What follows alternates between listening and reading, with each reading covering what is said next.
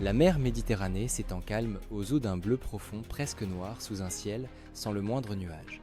Sur les routes maritimes internationales, après avoir franchi l'étroit détroit du Bosphore, un convoi de 10 pétroliers commerciaux géants russes est en mouvement, tels des îlots d'acier mobile arborant fièrement le drapeau tricolore russe flottant au vent sur leurs mâts. Les 10 navires avancent lentement, alourdis par des millions de barils de pétrole brut, une source d'énergie légale en route vers les marchés internationaux. La paix et la majesté du convoi commercial sont soudainement brisées. De l'ouest à l'horizon, deux ombres gigantesques surgissent. Elles foncent à une vitesse effrayante, leurs turbines à gaz rugissant, déchirant la mer calme et créant d'énormes sillages d'écume blanche. C'est une flotte de combat de l'OTAN. En tête, le destroyer de Type 45 Daring de la Royal Navy britannique, son immense radar sphérique, Samson tournoyant comme un symbole de menace. À ses côtés se trouve un destroyer français de classe Horizon, armé jusqu'aux dents de missiles Aster. Ces deux loups d'acier agressifs, sans le moindre avertissement, coupent la route maritime, bloquant le passage du convoi pétrolier russe. Immédiatement, le canal d'urgence international numéro 6 grésille, puis une voix arrogante au fort accent britannique retentit. La flotte de l'OTAN transmet un ordre par radio, flotte russe, ici la force de patrouille conjointe de l'OTAN, vous êtes soupçonné de violer les sanctions. Nous exigeons que l'ensemble des 10 navires arrêtent leurs moteurs, immédiatement jettent l'ancre et attendent l'inspection de nos forces. Je répète, arrêtez les moteurs immédiatement. C'est une violation flagrante du droit maritime international, un acte de piraterie moderne utilisant des navires de guerre pour menacer des navires commerciaux civils dans les eaux internationales. Sur le pétrolier de tête, le capitaine russe, un homme aguerri par les vents de la mer Noire, saisit calmement le micro. Il ne tremble pas. Sa voix est ferme, claire et résonnante. Ici, le convoi commercial Sauf comme flot de la Fédération de Russie. Nous naviguons dans les eaux internationales en conformité avec toutes les conventions maritimes. Nous ne violons aucune règle. Vous n'avez pas le droit de nous arrêter. Aucune force n'est autorisée à nous stopper et à nous inspecter sans motif. Nous refusons d'obéir à cet ordre illégal. Nous poursuivons notre route. Un silence tendu s'installe. Les deux destroyers de l'OTAN machines de guerre valant des milliards de dollars se rapprochent du convoi pétrolier. Si près que les marins russes peuvent voir distinctement les canons automatiques, le canon de 30 mm et les mitrailleuses anti-aériennes de 12-7 mm sur le pont des navires de guerre pointés droit sur leur passerelle. Ils rôdent et grondent comme des requins, intimidant leur proie. Et puis, soudainement, après une vaine démonstration de force, la flotte anglo-française fait rugir ses moteurs une fois de plus. Ils font brusquement demi-tour, virent de bord et accélèrent pour battre en retraite vers l'ouest, comme s'ils acceptaient la défaite, comme s'ils réalisaient l'absurdité de leur action. Sur le convoi russe, les marins poussent un soupir de soulagement, mais le capitaine reste silencieux, plissant les yeux en regardant les deux points noirs disparaître. Il a un mauvais pressentiment et il a raison, ce n'est pas une retraite. Ce n'est que le prélude, une mise en scène arrogante pour dissimuler un complot cruel, un massacre sanglant sur le point de se produire. Le convoi géant de 10 pétroliers russes poursuit sa route. Le calme revient après le départ de l'arrogante flotte de l'OTAN, mais l'atmosphère reste lourde de tension. Le vieux capitaine, sur le navire de tête, continue de scruter l'ouest, incapable de chasser ce sentiment d'insécurité. Il avait raison. La scène arrogante qui vient de se jouer n'était qu'une feinte, une confirmation de cible. Alors que le convoi pénètre dans une vaste zone d'eau internationale déserte, le véritable piège se referme. Deux derrière une île, déserte sans nom sur la carte, ils apparaissent non pas 2 destroyers géants, mais 20 navires d'attaque rapide. Ils sont petits, extrêmement agiles et peints d'un noir mat qui ne reflète rien, tels des ombres glissant sur la mer. Pas de drapeau, pas de numéro d'identification, pas de signal AIS. Une flotte fantôme équipée d'armes de qualité militaire. Ils foncent à une vitesse terrifiante, leurs moteurs hurlant, déchirant la surface de l'eau. Les 20 navires fantômes se dispersent rapidement. Ils n'attaquent pas une seule cible, mais se divisent en 10 pinces par groupe de 2, encerclant l'ensemble du convoi pétrolier qui se déplace lentement. Les marins russes, sur le pont des travailleurs civils, sont stupéfaits. Paniqués, ils tentent d'appeler par radio la flotte de l'OTAN qui vient de partir, mais en vain. L'attaque commence immédiatement. Sans un mot d'avertissement, sans un tir de sommation, c'est une attaque délibérée visant 10 navires incapables de se défendre. La meute de navires fantômes ouvre le feu simultanément des dizaines de canons automatiques de 30 mm rugissent. Des détonations sèches saccadées des milliers d'obus explosifs déchirent l'air labourant les passerelles, déchiquetant les tours radars et les antennes de communication des 10 pétroliers. L'objectif est clair, réduire la proie au silence, empêcher tout signal de détresse. Les marins sur le pont s'effondrent, puis le coup de grâce arrive. Depuis l'épaule des soldats sur les navires fantômes, une salve de missiles anti-chars portatifs est tirée. Ils ne visent pas les passerelles, ils visent directement les gigantesques réservoirs de pétrole. Le pétrolier de tête, le Sovcomflot Pride, encaisse 10 missiles presque simultanément. Les missiles percutent le flanc du navire et l'enfer s'ouvre. Des millions de barils de pétrole brut à l'intérieur sont mis à feu par les ogives explosives. Les explosions ne sont pas de simples explosions, c'est un événement apocalyptique. Des boules de feu géantes, un mini champignon atomique, s'élèvent dans le ciel à des milliers de mètres de haut, illuminant tout un coin de la Méditerranée. Le navire géant, pesant des centaines de milliers de tonnes, est soulevé hors de l'eau, puis se brise en deux comme une allumette. L'acier en fusion tombe en pluie, dans la mer, le feu se propage, transformant la surface de l'eau en un brasier infernal. Le navire sombre en quelques minutes, entraînant tout l'équipage au fond de la mer. Mais ce n'est que le début. Les 9 navires restant 9 îlots d'acier innocents sont témoins de la tragédie. Les capitaines paniqués virent de bord frénétiquement, tentant d'accélérer, tentant de fuir. Mais c'est inutile, un pétrolier géant à pleine charge ne peut pas aller plus vite que des navires d'attaque à grande vitesse. La meute de 20 navires fantômes est trop rapide, ils se répartissent comme des bistouris pour se rapprocher des cibles restantes. Le deuxième navire est approché, le canon de 30 mm rugit, à nouveau balayant la passerelle, les missiles sont tirés. Boum. Une autre boule de feu s'élève rejoignant la mer de feu qui s'étend. Le troisième navire, le capitaine tente d'éperonner le navire ennemi, mais ils sont trop rapides. Les pirates esquivent facilement, puis tirent des missiles dans la salle des machines. Le navire perd le contrôle, s'immobilise, puis est frappé par des dizaines d'autres missiles, le transformant en une torche géante. Et le quatrième et le cinquième subissent le même sort. Une scène d'apocalypse inimaginable se déroule en mer Méditerranée. La surface de la mer, dans un rayon de plusieurs dizaines de kilomètres carrés, n'est plus de l'eau, c'est une mer de feu. Des dizaines de millions de barils de pétrole brut brûlent, des flammes hautes de plusieurs centaines de mètres lèchent le ciel. Une fumée noire et épaisse s'élève masquant totalement la lumière du soleil, transformant le jour en une nuit éternelle, une nuit rougeoyante. La température monte de façon terrifiante, l'eau de mer alentour bout. La meute de navires fantômes ne s'arrête pas là. Ils tournent autour des épaves en feu-tir pour achever, mitraillent tout débris flottant, s'assurant qu'il n'y ait aucun survivant. Les marins russes des travailleurs civils innocents hurlent de désespoir. Ils n'ont pas d'armes, ils ne peuvent pas résister. Ils n'ont le choix qu'entre brûler vifs sur le pont en fusion ou sauter dans la mer de feu en contrebas où le pétrole brut brûle furieusement. Les canaux de sauvetage en caoutchouc et en plastique fondent sur le flanc du navire avant même de pouvoir être mis à l'eau.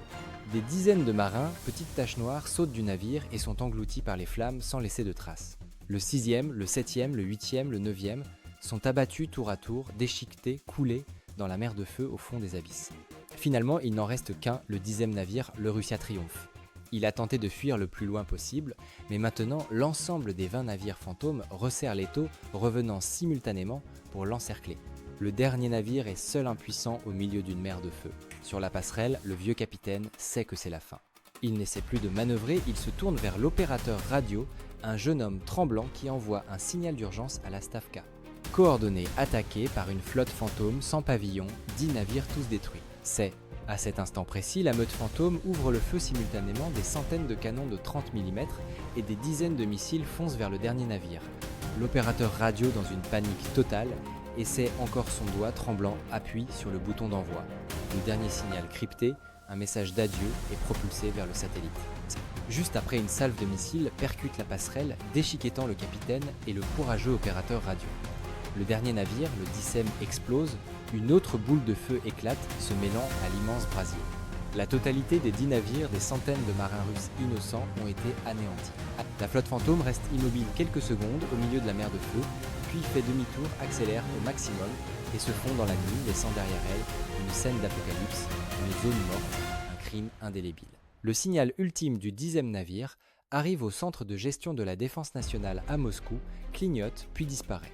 Sur la carte satellite géante de la Stavka, 10 points rouges représentant les pétroliers commerciaux s'éteignent simultanément, ne laissant qu'une nappe de pétrole numérique, et la dernière position où une immense mer de feu enregistrés par les satellites thermiques. La salle de la Stavka est plongée dans un silence effrayant, pas de cris ni d'insultes, seulement une fureur extrême. Une attaque à grande échelle contre des civils russes dans les eaux internationales, une provocation impardonnable. L'ordre est donné immédiatement. Toutes les bases aériennes du sud de la flotte de la mer Noire et les unités des forces spéciales à la base de Tartus en Syrie sont placées en état d'alerte au combat maximal. Une opération de traque éclair est activée, le ciel nocturne gronde. Depuis la base de Khmeimim en Syrie et de Mozdok en Russie, une série d'avions de reconnaissance Tu-2 114R et d'avions de commandement A-50U décollent en urgence. Ils ne volent pas vers l'Ukraine, mais foncent droit vers la Méditerranée. En orbite, les satellites de reconnaissance Cosmos Lotos S reçoivent également l'ordre immédiat d'ajuster leur orbite, pivotant leurs optiques et radars pour scanner chaque mètre carré de la surface de la mer. La chasse commence. Les écrans de la Stavka s'illuminent de données. D'abord, l'énorme tache thermique brillante de dizaines de millions de barils en feu, mais la cible de la Russie, ce sont les auteurs de ce crime. L'avion Tu-2 114R volant à une altitude inatteignable active son radar à balayage latéral et ses capteurs infrarouges. Le radar détecte rapidement, non pas une, mais 20 signatures thermiques, plus petites, se déplaçant à très grande vitesse, en formation tactique, s'éloignant de la mer de feu et accélérant à toute allure vers l'ouest. C'est la trace des 20 navires fantômes qui s'enfuient. Les renseignements du GRU et du SVR entrent rapidement en action. Ils ne mettent pas longtemps à déduire car les preuves et les données sont trop claires. La trajectoire de la flotte fantôme ne se dirige ni vers la Turquie, ni vers la Libye, mais file droit vers Chypre. Plus précisément, leur destination est la base navale secrète de la Royal Navy britannique. Au même moment, le système de reconnaissance électronique russe intercepte un signal radio crypté très court, un signal que la flotte fantôme transmet à Londres, mission accomplie, cible neutralisée, en cours de retrait. La preuve irréfutable est là, ce ne sont pas des pirates ou une force par procuration, mais une opération planifiée et exécutée par les forces spéciales navales britanniques camouflées pour attaquer des civils russes. Ils ont été démasqués. La poursuite éclair commence. La flotte pirate britannique, 20 navires d'attaque rapide, rugit à pleine puissance. Leurs moteurs déchirent la surface de la Méditerranée, créant d'énormes sillages blancs.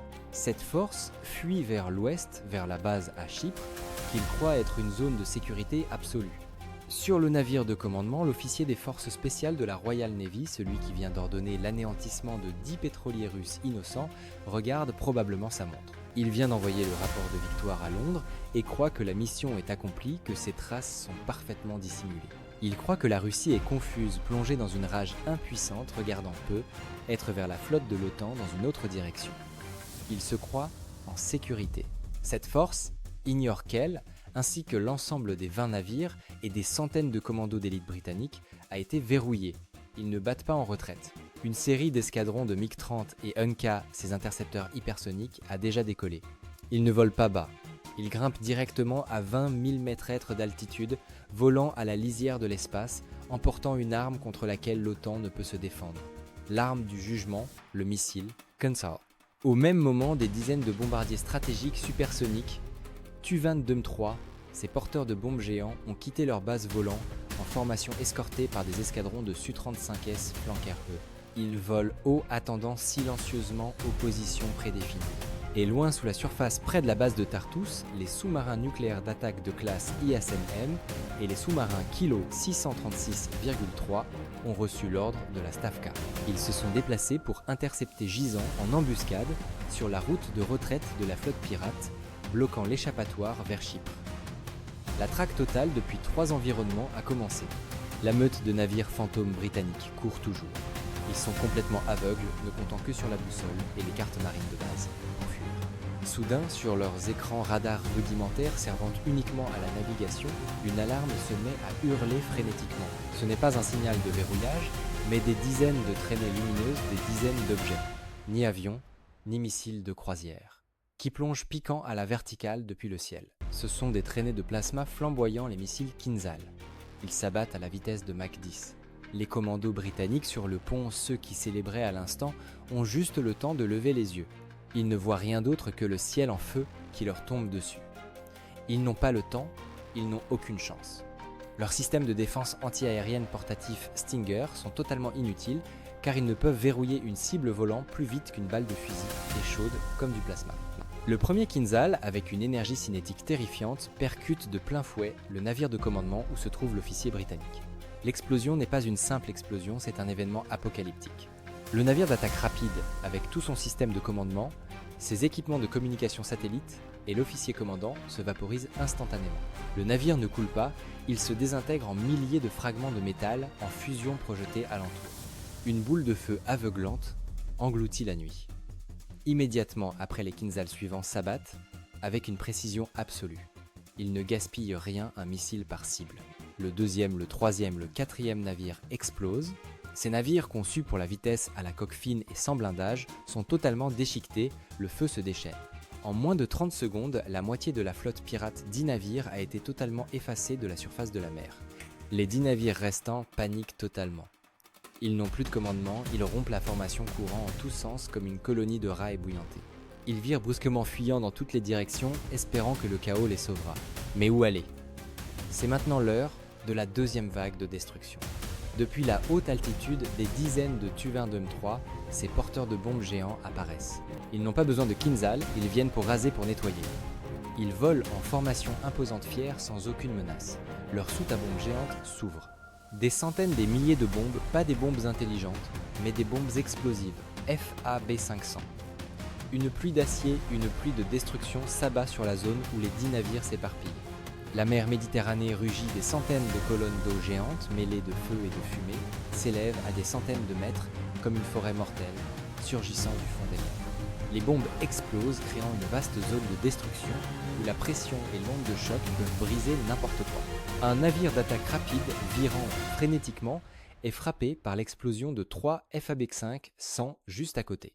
L'onde de choc terrifiante retourne le navire instantanément, projetant tout l'équipage à la mer. Un autre, moins chanceux, reçoit une bombe de plein fouet et explose en miettes, ne laissant aucune trace. La meute fantôme, restant environ 5 ou 6 navires, est lourdement endommagée par le souffle des bombes. Les moteurs commencent à lâcher la vitesse ralentie, ils tentent de se traîner. Les Su-35S qui volaient en couverture plongent à leur tour. Ils ne sont plus des escortes, ils sont des chasseurs. Ils ne daignent pas utiliser de missiles coûteux, leurs canons de 30 mm. GH-3-0, un rugit, une rafale d'obus explosifs de 30 mm est déversée. Ils déchiquettent les passerelles des navires, tentant de fuir, transformant les pirates restants en un amas informe. L'attaque aérienne transforme la Méditerranée en un stand de tir géant. Et le coup de grâce, les 3 ou 4 navires fantômes survivants, les plus chanceux ayant échappé au cercle de bombes. Leurs moteurs hurlent, ils sont proches des eaux sûres de la Grèce. Mais ils ont oublié que la mort rôde aussi en dessous. Des profondeurs depuis les sous-marins Yasen M et Kilo, attendant en silence des missiles calibrés, jaillissent hors de l'eau. Leurs moteurs s'allument, ils foncent volant au ras des vagues. Ce sont des armes intelligentes cherchant elles-mêmes leur cible. Ils foncent droit sur les 3 dernières proies. Les pirates britanniques, ceux qui croyaient s'en être sortis, ont juste le temps de voir les traînées lumineuses arriver de l'horizon. Ils ne peuvent rien faire, ils n'ont pas de défense anti-aérienne. Une énorme explosion, le dernier navire est frappé par un missile calibré et explose. La bataille se termine de manière nette et absolue. L'ensemble des 20 navires pirates, toute la flotte fantôme britannique ainsi que des centaines de commandos d'élite, ceux qui ont commis le crime contre les 10 pétroliers russes, ont été anéantis, broyés, coulés, exterminés. Totalement, pas un débris intact, pas un survivant pour raconter l'histoire. La mer Méditerranée, où 10 pétroliers russes ont été coulés, abrite désormais 20 épaves britanniques à leur côté. Un cimetière d'acier géant une fosse commune, brûlant furieusement. Une fumée noire s'élève se mêlant à la fumée du brasier de pétrole brut, formant un immense nuage noir couvrant un coin du ciel. La nouvelle arrive à Londres, non pas comme une victoire, mais comme celle d'une destruction totale. Les 20 navires de guerre, se crée la flotte camouflée, et des centaines de commandos de la Royal Navy se sont vaporisés, coulés au fond des mers par les missiles Kinzhal et Calibre. La stupeur, puis la panique, et enfin une fureur explosive au 10 Downing Street. Ils ne peuvent admettre cette défaite. Ils ne peuvent admettre avoir perdu une flotte secrète dans une opération illégale. Et surtout, ils ne peuvent admettre être ceux qui ont ordonné l'attaque des 10 pétroliers russes. Ils activent immédiatement le plan B, un plan minutieusement préparé, une campagne de désinformation pour renverser l'échiquier. Aussitôt, l'énorme machine médiatique occidentale se met en branle BBC, CNN, Reuters et Le Monde. Simultanément, en quelques minutes, ils publient des titres sensationnels en une, comme s'ils étaient préparés à l'avance. La Russie attaque sans raison des navires civils de nationalité inconnue en Méditerranée. Ils présentent des preuves, mais quelles preuves? Quelques photos floues tremblées, peu claires, prises de loin, montrant seulement de grands navires, brûlant furieusement la fumée noire masquant le ciel.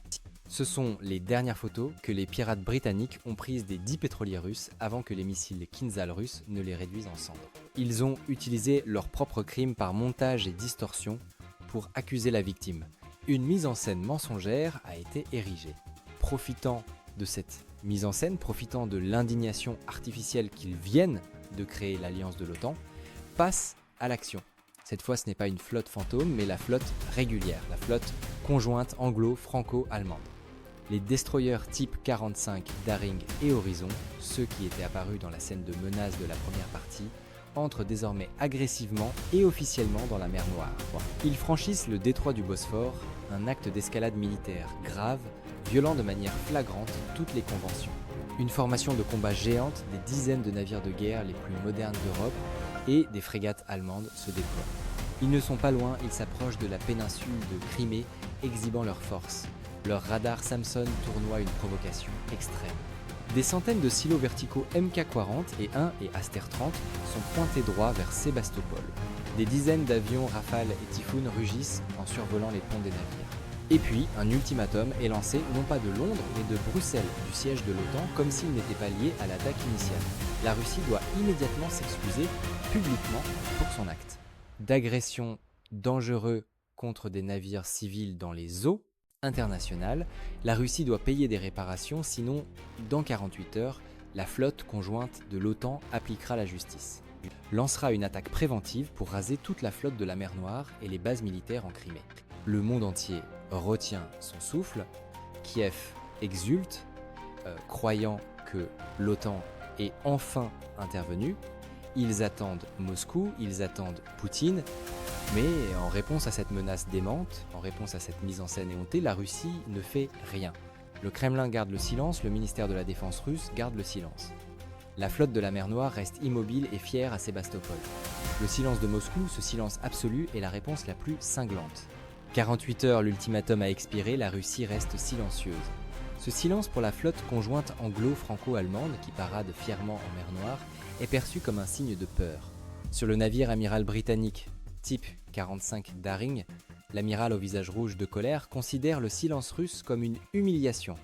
Ils se sont fait avoir. Ils donnent l'ordre.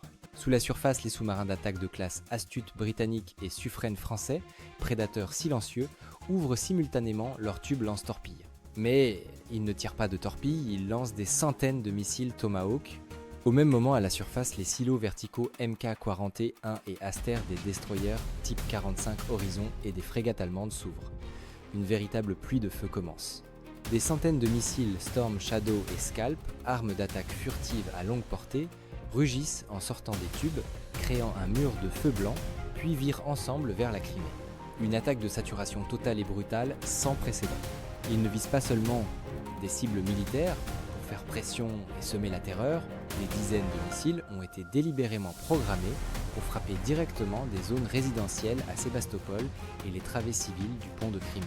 Ils veulent voir du sang, ils veulent voir la Russie à genoux, ils ont commis l'erreur ultime.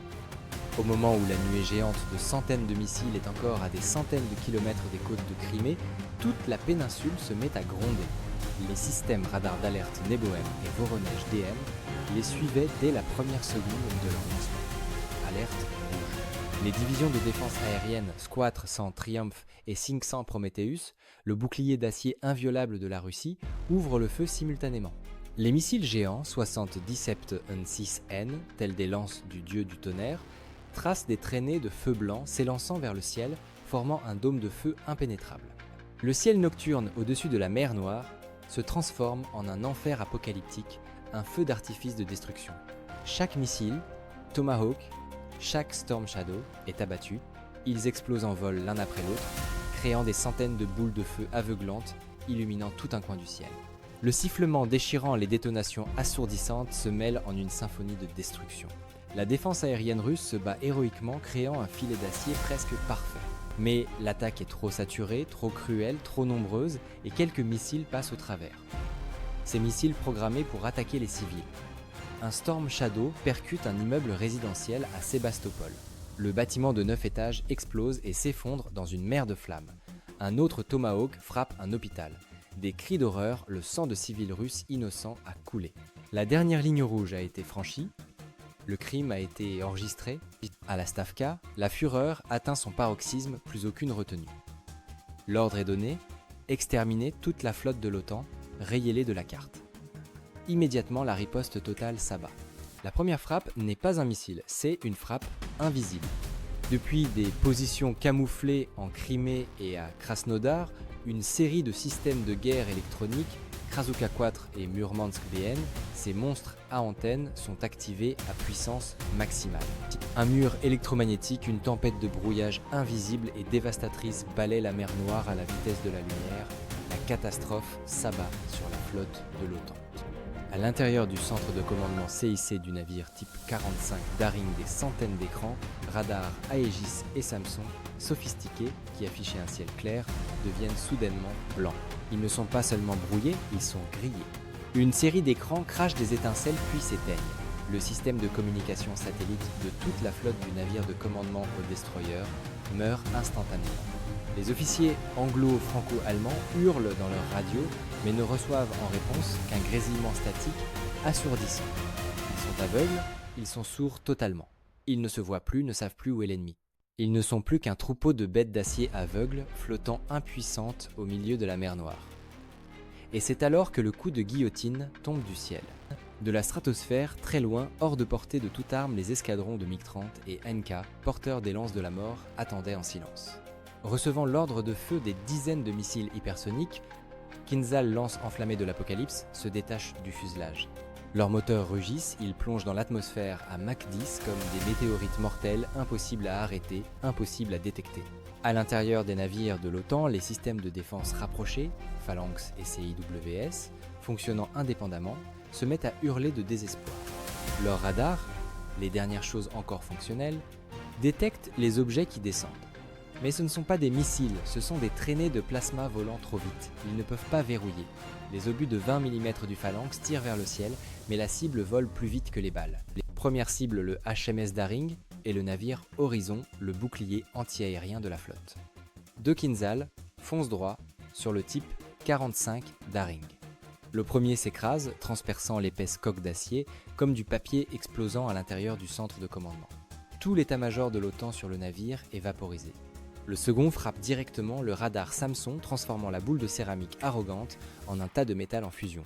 Le navire orgueilleux de l'Angleterre meurt sur le coup. Au même moment, l'Horizon français encaisse aussi deux Kinzhal. Le navire explose, se brise en deux, le feu fait rage. Le bouclier anti-aérien de la flotte de l'OTAN a été totalement déchiqueté en moins d'une minute. La flotte est désormais complètement nue et la seconde tempête de missiles arrive. L'attaque de saturation russe, depuis la côte de Crimée, depuis les positions camouflées, les complexes côtiers Bastion P, rugissent. Une série de missiles supersoniques, puissantes oniques, tueurs de navires brutaux, jaillissent des lanceurs dans des colonnes de feu, puis abaissent brusquement leur altitude. Ils volent au ras de la mer à seulement 5 mètres des vagues à Mach 2,5 fonçant droit sur les navires de guerre paniqués et aveugles. Simultanément, depuis les sous-marins ISNM et Kilo Silencieux au fond de la mer, depuis les frégates de la flotte de la mer Noire, des centaines de missiles calibrés surgissent de l'eau suivant le relief. Une tempête de missiles totale supersonique depuis l'horizon subsonique de toutes les directions s'abat sur la flotte de l'OTAN. La scène d'Apocalypse commence. Une frégate allemande de classe Sachsen tournoyant en vain est frappée de plein fouet par un Onyx sur son flanc, elle est déchirée en deux. Une frégate française FRMM est touchée par 3 calibrés consécutifs explosant comme une bombe géante. La mer Noire se transforme en une mer de feu. Les navires de guerre explosent, se brisent, coulent l'acier fond, les flammes montent à des centaines de mètres, la fumée noire masque le ciel. Le gémissement du métal, les explosions, les cris sont engloutis par le rugissement des missiles. Et dans le ciel, la chasse finale a lieu. Les escadrons de Rafale et Typhoon, qui volaient en couverture, ont totalement perdu le contact et le commandement, leur navire-mère brûlant en dessous. Paniqués, ils volent en tous sens comme un essaim de mouches dispersées. Et puis ils apparaissent. Des dizaines d'escadrons de Su-50, 7 felons furtifs et de Su-35S Flanker E, monstres de manœuvrabilité, foncent en silence dans la bataille. Guidés par l'A-50U, ils voient tout. Ce n'est pas un combat aérien, c'est une extermination. Les pilotes dessus, depuis des distances impensables, tirent une série de missiles R-30 Septem. Les pilotes de l'OTAN ne savent même pas qu'ils sont attaqués. Chaque F-35, chaque Rafale Typhoon explose en vol. Les escadrons de Su-35S entrent dans la mêlée, exécutant le Cobra de Pougatchev, à la perfection leur canon de 30 mm rugit, déchiquetant les chasseurs européens. Le ciel de la mer Noire devient un cimetière d'avions. Toute la flotte conjointe anglo-franco-allemande, des dizaines de navires, des centaines de missiles, des milliers de soldats ont été totalement effacés. La mer Noire est devenue un immense cimetière d'acier brûlant furieusement sans aucun signe de vie. La mer Noire se tait. Un silence de cimetière. Là où la flotte conjointe a été détruite par les missiles Kinzhal et Onyx, il ne reste qu'une mer de feu géante, émettant une fumée noire remplie de débris métalliques et de nappes de béton. La Russie a remporté une victoire totale. Une victoire militaire absolue, brutale et éclair. Mais la guerre n'est pas finie. La guerre se déplace maintenant sur le front de l'information. Immédiatement, quelques heures seulement après que le dernier chasseur Rafale ait été déchiqueté dans le ciel, Moscou organise une conférence de presse d'urgence diffusée en direct dans le monde entier. La salle de presse du ministère de la Défense russe est bondée de journalistes internationaux. L'atmosphère est lourde, tendue à rompre. Le porte-parole du ministère de la Défense russe s'avance le visage de marbre sans la moindre émotion. Il ne parle pas beaucoup, il projette simplement des preuves irréfutables. L'écran géant derrière lui s'allume. D'abord, un fichier audio, l'enregistrement du premier dialogue en Méditerranée. La voix en anglais du destroyer Type 45 exigeant l'arrêt illégal des 10 pétroliers russes et la réponse cinglante du capitaine russe refusant d'obéir résonnent. La mise en scène de l'OTAN est explosée. Deuxième vidéo, images satellites et drones de reconnaissance, la flotte fantôme sans pavillon est clairement visible, 20 navires d'attaque rapide fonçant sur le convoi. La scène où ils ouvrent le feu au canon de 30 mm, où ils tirent des salves de missiles, où le premier pétrolier russe explose dans une boule de feu apocalyptique, où les 10 navires sont coulés tour à tour dans la mer de feu. Puis la troisième vidéo, le coup fatal des renseignements du GRU, les images satellites thermiques rembobinées de 48 heures. Elle montre clairement cette même flotte fantôme de 20 navires quittant une base navale secrète de la Royal Navy à Akrotiri, Chypre. Ce ne sont pas des pirates, ce sont les forces spéciales britanniques. La preuve d'une opération d'attaque étatique a été dévoilée. Enfin, la quatrième vidéo, la scène de l'attaque de l'OTAN sur la Crimée. La caméra ne se concentre pas sur les cibles militaires, elle se concentre sur les missiles, Storm Shadow et Tomahawk, ayant passé les défenses et fonçant droit sur les immeubles résidentiels de Sébastopol, sur un hôpital, la scène des bâtiments civils qui s'effondrent. Toute la salle de presse se tait. À Bruxelles, Londres et Paris, les gouvernements sont muets. Ils sont mis à nu, exposés, ils ne peuvent nier. Les preuves sont trop claires, trop accablantes. La bombe médiatique explose plus puissante encore que le missile Kinzhal. À Londres, Paris, Berlin, l'opinion publique est stupéfaite puis explose de colère. Des millions de citoyens se sentent trompés, trahis et descendent dans la rue. Ils ne manifestent plus pacifiquement, ils hurlent, ils encerclent le Parlement britannique, ils cassent tout à Paris. Ils exigent la démission immédiate des gouvernements. Ils sont dégoûtés par le mensonge de leurs propres autorités qui ont mené secrètement une attaque pirate contre des civils russes, puis les ont trompés, poussant toute l'Europe au bord de la guerre nucléaire, juste par arrogance. Au milieu de cette tempête de colère et de chaos politique en Occident, la Russie n'a rien besoin d'ajouter. Elle a totalement gagné sur le champ de bataille par une puissance militaire absolue, gagné sur le front diplomatique par des preuves irréfutables. Moscou n'envoie qu'un dernier message via son ministère des Affaires étrangères, bref et glacial. Toute action d'attaque visant la Fédération de Russie, qu'elle soit camouflée ou non, sera considérée comme une cible légitime et sera écrasée sans pitié par toute la puissance militaire de la Russie. Mesdames et messieurs, le contenu ci-dessus est entièrement fictif et créé par nos soins à des fins de divertissement ne visant pas à faire de la propagande ou à soutenir un camp de manière biaisée et ne représente aucune déclaration politique officielle ou organisation personnelle. Si vous aimez la Russie et son armée, si vous aimez le président russe, laissez un commentaire, aimez la vidéo et abonnez-vous à la chaîne pour voir les prochaines vidéos passionnantes de simulation militaire. Au revoir.